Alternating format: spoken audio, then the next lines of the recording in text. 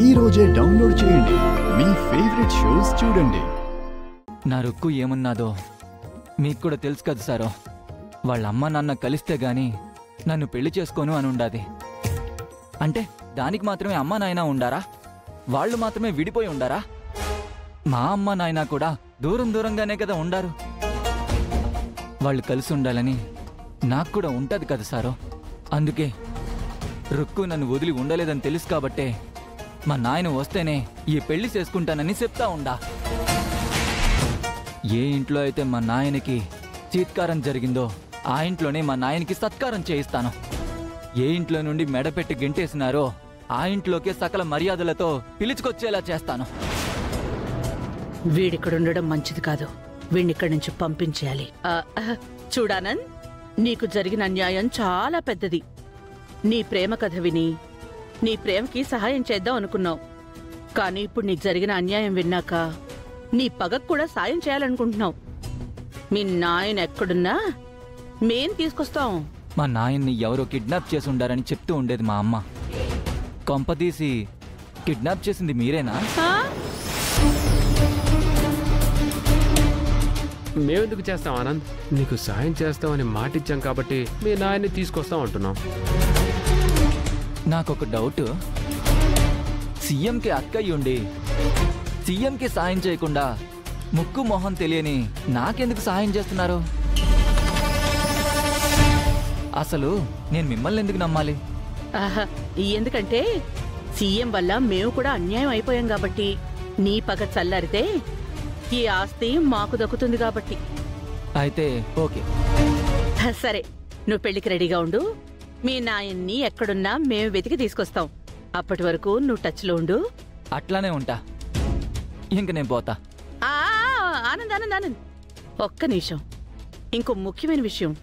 నువ్వు రాఘవ కొడుకువని రూపకి తెలియదు కదా? రూపానా? రూప ఎవరు? అదే అదే రుక్మిణికి తెలీదు కదా?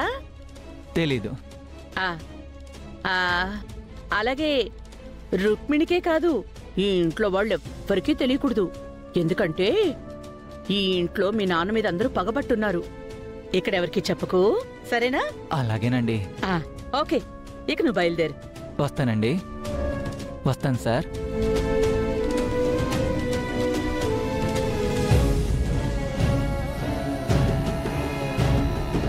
ఇలా ఇరుక్కుపోయామేంటి మమ్మీ? ఇంతకాలం ఈ ఇంటికి, ఈ ఇంటి మనుషులకి దూరంగా ఉంచిన రాఘవని ఇప్పుడు మనమే తీసుకురావాలా మమ్మీ? అదే జరిగితే మనకు ఆస్తులు కాదు కదా, మన అస్థి పంజరాలు కూడా మిగలవేమో అనిపిస్తుంది మమ్మీ. నువ్వు టెన్షన్ పడక దీపక్. ఆనంద్ రాఘవ కొడుకని ఇక్కడ ఎవ్వరికీ తెలీదు కాబట్టి మనకేం టెన్షన్ లేదు. ముందా రాఘవ గాడు ఎక్కడున్నాడో తెలుసుకోవాలి.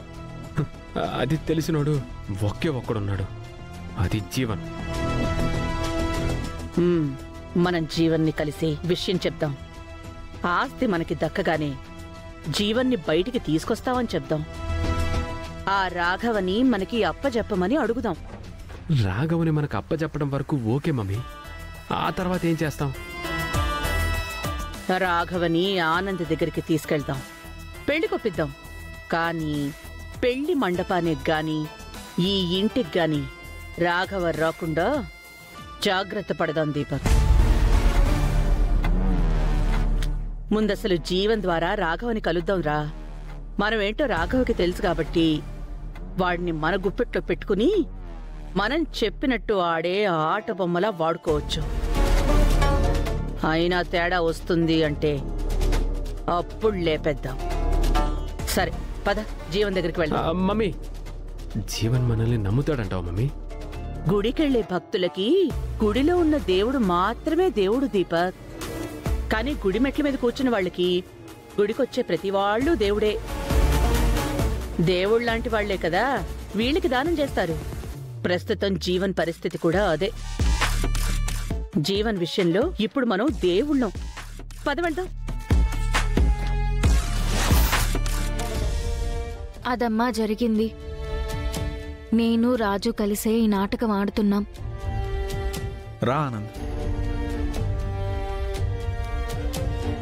నమస్కారం అమ్మా. నాకు ముందే చెప్పాలి కదా రాజు, సూర్య పెళ్లి అనగానే నాకు కాళ్ళు చేతులు ఆడలేదు. చాలా భయపడిపోయాను.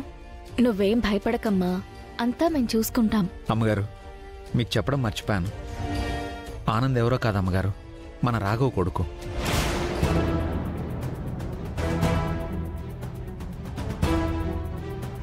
మా నాన్నని క్షమించండి అమ్మగారు. ఏ లే బాబు, లే. మా నాన్న వల్ల మీకు జరిగిన అన్యాయం గురించి విన్నప్పుడు నాకు చాలా బాధేసిందమ్మా.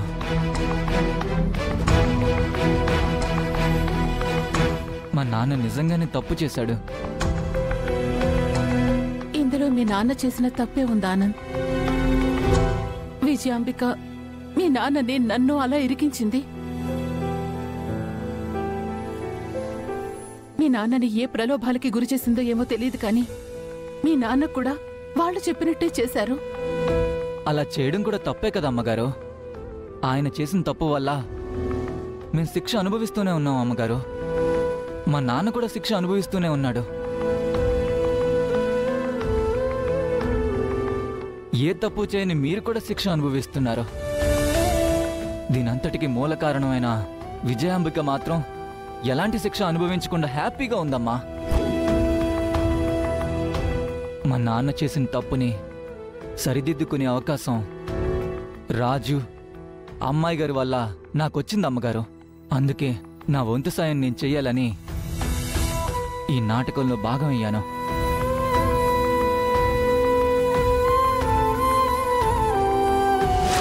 రాజుకి రుక్మిణికి పెళ్లి చేయాలన్న ప్రయత్నం బెడిసి కొట్టేసరికి ఏం చేయాలో తెలియక ఆ అబ్బాయితో సరిగ్గా నేను మాట్లాడలేదు. ఆ అబ్బాయి ఫీల్ అయ్యి మళ్ళీ ఆ కోపాన్ని రుక్మిణి మీద చూపిస్తాడేమో. నా వల్ల ఎవరికి ఇబ్బంది కలగకూడదంటే నేను వెళ్ళి ఆ అబ్బాయితో మాట్లాడడం మంచిది.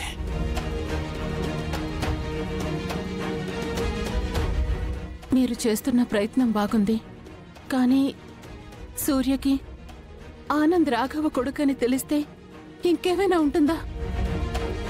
సూర్య కోపాన్ని ఆపడం మన వల్ల అవుతుందా?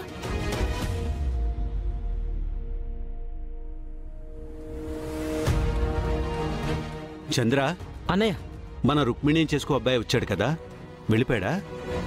పైన రుక్మిణితో మాట్లాడుతున్నాడు బావగారు. పద సుమా. మీరేం భయపడకండి అమ్మగారు. ఆనంద్ రాఘవ్ కొడుకు అనే సంగతి విజయాంబిక దీపకులు బయట పెట్టరు. మనం కూడా ఎవరికి చెప్పం కాబట్టి ఆనంద్ రాఘవ్ కొడుకు అన్న విషయం పెద్దయ్య గారికి తెలిసే అవకాశమే లేదు.